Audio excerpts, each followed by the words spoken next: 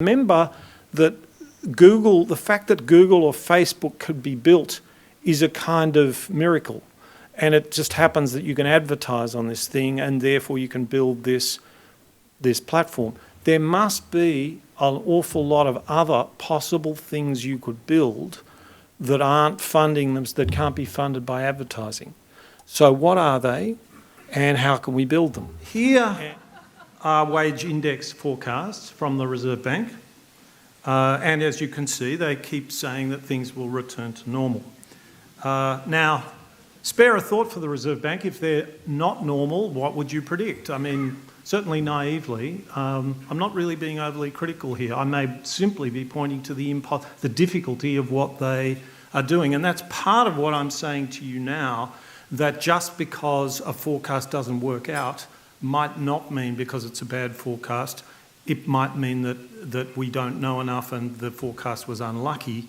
But that's the point that I'm saying. We're not showing any curiosity about trying to sift through why forecasts are wrong. That would strengthen the market for good management.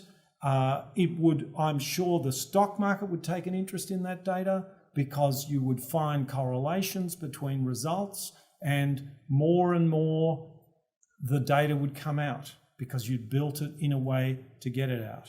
It wouldn't all come out, but it would be a lot better than it is now, and it would be free. So Bitcoin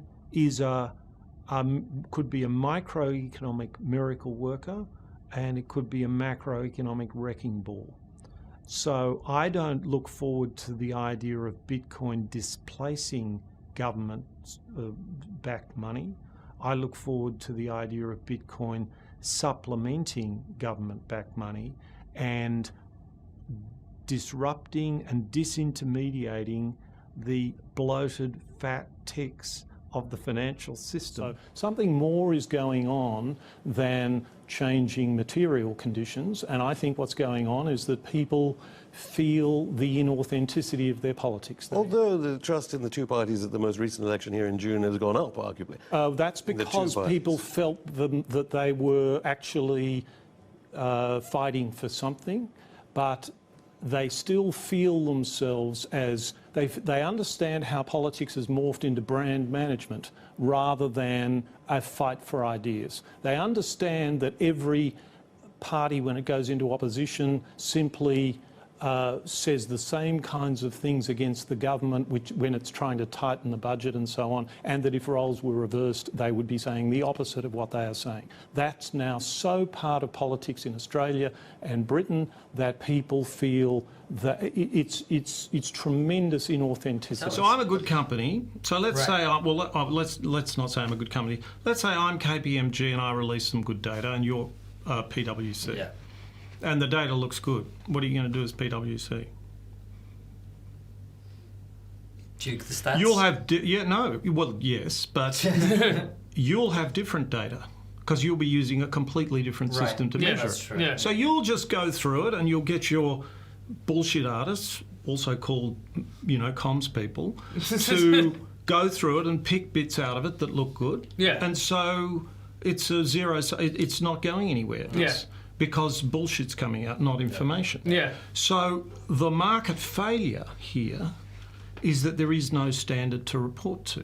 We were asked to build, in effect, an early intervention program to prevent families falling into crisis and us having to take their kids off them. I thought to myself, how the hell do you do that?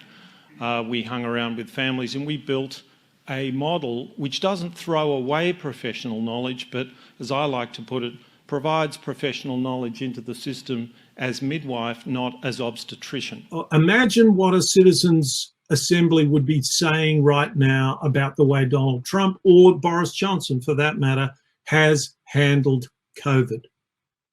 There are or Brexit. That's another long story. This is something we need to think about because this is driving the system crazy. It's driving the capacity to focus on what matters out of our deliberations. So the joke is this is a joke that Lord Acton made at the beginning of the 20th century or thereabouts.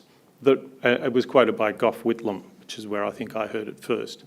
that rowing is the perfect preparation for life, for public life, because it enables you to go in one direction while you face in the other.